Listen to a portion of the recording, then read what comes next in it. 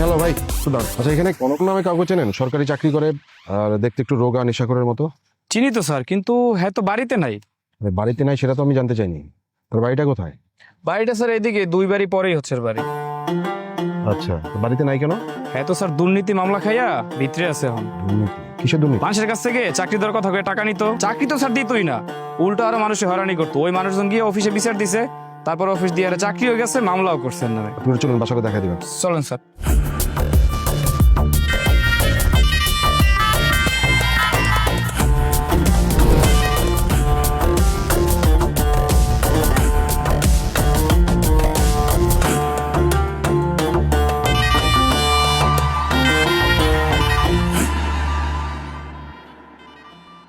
Sir, তালা মারা, মনে হয় পরিবার শুদ্ধ পালিয়েছে।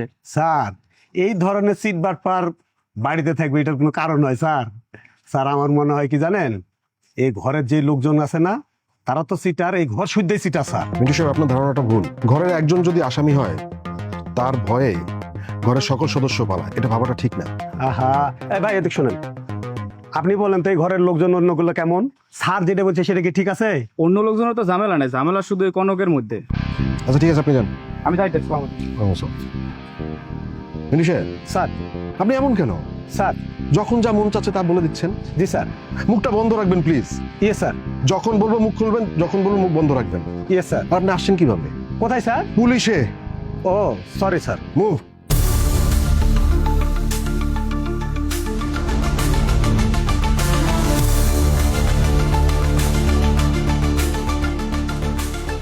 সময় মতো আইতে গেলে একদিনও সময় মতো আই পারলাম না। স্যার আসসালামু আলাইকুম। এই যে তোর কখন ফোন দিছি আর তুই এখন আইনি? স্যার একটু দেরি হয়ে গেছে স্যার। আচ্ছা শোন, কনক নামে কারো চিনোস? একটু বাটপার টাইপের। চিনি তো স্যার, ভিতরে বই রয়েছে। ভিতরে বই রয়েছে মানে? স্যার লাল দালানের ভিতরে আছে 6 মাস ধরে। তুই শিওর? Sir 100% sure sir. বুঝিস, কিন্তু ভুল তথ্য দিলে কিন্তু তোর খবর আছে। স্যার এত বছর ধরে কাজ করি, কোনোদিন দিছি ভুল ইনফরমেশন? আচ্ছা ঠিক আছে, তুই জান। স্যার রে খবর হলে আর পারলাম না। এই পত্রিকা তো খবর দেখা লাগবে। স্যার ওকে বিশ্বাস করবো না। লো যা। স্যার 500 তিন তোর রেট কিন্তু বেড়ে দিতেছে। বুঝছস? স্যার এই বৃষ্টির মধ্যে কাম করাবেন তো বাড়ায়। আমরা কি রইতে বই রইছি? আচ্ছা স্যার যাইতে। আসসালামু আলাইকুম। খবর পেয়ে আমার জানা। আচ্ছা স্যার। স্যার একটা গুড নিউজ আছে স্যার। গুড নিউজ মানে? স্যার কনক তো জেলে স্যার। কি বলেন, কনক জেলে? স্যার। কিভাবে? স্যার ও অনেকদিন আগে স্যার ওর চাকরি চলে গেছে স্যার, এবং কন্টিনিউয়াসলি এই চিটার বাটপারি করার কারণে তার নামে মামলা হয় এবং সে এখন জেলে sir. Good, very good news. আচ্ছা, কোন মামলায় জেলে গেছে আপনি খোঁজ নিয়েছেন? স্যার প্রতারণার মামলা স্যার। এখন পর্যন্ত স্যার সে জামিন পায়নি স্যার। আপনি কোর্টে খোঁজ নিয়েছেন তো? স্যার। জামিন পাইনি? স্যার খোঁজ নিয়েছি স্যার। এখন আপনি কাজ করবেন কি, আমার এখানে 3টা মার্ডার আছে, 3টা মার্ডারের ভিতরে আমরা তাকে সাসপেক্ট করতেছি। আপনি একটা মার্ডার কেসে তাকে সাসপেক্ট অ্যারেস্ট করবেন স্যার। অ্যারেস্ট করবেন, করে তাকে রিমান্ড নেওয়া নেই স্যার। তারপরে তার মুখ থেকে আমরা শুনবো, শোনার পরে যদি প্রকৃতপক্ষে সে দোষী হয় তাহলে আমি 3টা মার্ডার কেসেই তাকে চালান দেব স্যার। বাট প্রথমেই আমি 3টা দিতে চাই না, আমি তাকে একটা দিয়ে সাসপেক্ট নিয়ে আসি, নিয়ে আসার পরে বাকি সিদ্ধান্ত নিব স্যার। এছাড়া তো আমি তাকে হাতে পাবো না স্যার, তাকে আমার হাতে খুবই প্রয়োজন। ঠিক আছে sir? And very good news, thank you very much, thank you. Kanak, নাম পরিচয় গোপন করে জীবনে বেঁচে থেকে কি লাভ? আমি যদি আমার নাম পরিবর্তন করি তাহলে তো সেই মানুষটা আমি না। দেখ, তোকে কি নামে মানুষ চেনে সেটা আমাদের জানার বিষয়। আমরা তোকে কনক নামেই চিনি, আর তোর যেই আমলনামা আমাদের কাছে আছে, ঠিক সেই আমলনামা আমরা আদালতে উপস্থাপন করব। স্যার, আমার মামলা হয়েছে, পুলিশে ধরছে, জেলে আটকাইছে, মানে আবার কেন জেল থেকে থানায় টাইনে আনছেন। তাই নাই নাকি খুব ভুল করছি? স্যার আমি একে অন্যের লেগে কি 2বার শাস্তি পাবো? মানে মারতেছেন কেন? না, তোকে শাস্তি দেবো না, কারণ শাস্তি দিয়ে আমার কাজ না। তোর যেই আমলনামা আছে সেটা আদালতে উপস্থাপন করব, আদালত তোকে শাস্তি দেবে। স্যার আমি কি করছি? খুন করছিস। স্যার আমি একটা ছোটখাটো প্রতারক, আমি চাকরি দেওয়ার নাম করে টাকা নেই, এই জন্য স্যার আমার অফিসে ডালিয়ে দিতেছি, অফিস থেকে মামলা করছে, জেল খাটছি। স্যার আমার তো খুন খারাপি করার কোনো দরকার নাই। মানুষ তো স্যার নিজের ইচ্ছায় আমার বাইসা থাকা অবস্থায় টাকা দেয়।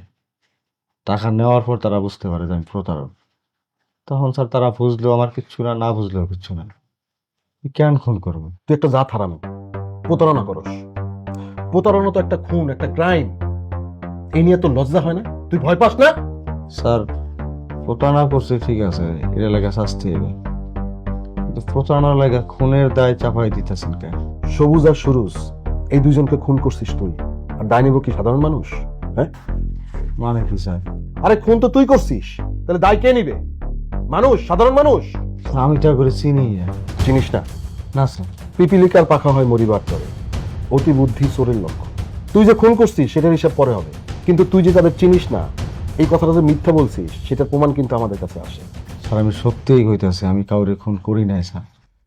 সবুজের বাবা আলম সাহেব আর সুরুজের ভাই নুরুল, তারা কিন্তু সশরীরে এসে থানায় রিটার্ন দিয়ে গেছে এবং বলেছে যে তোর সাথে তাদের ভাই এবং ছেলের অবৈধ লেনদেন হয়েছে এবং তোর সাথে কথোপকথনের টোটাল এভিডেন্স তাদের কাছে আছে।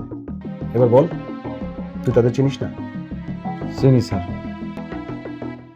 চেনা মানুষকে না চেনার ভান করলি কেন?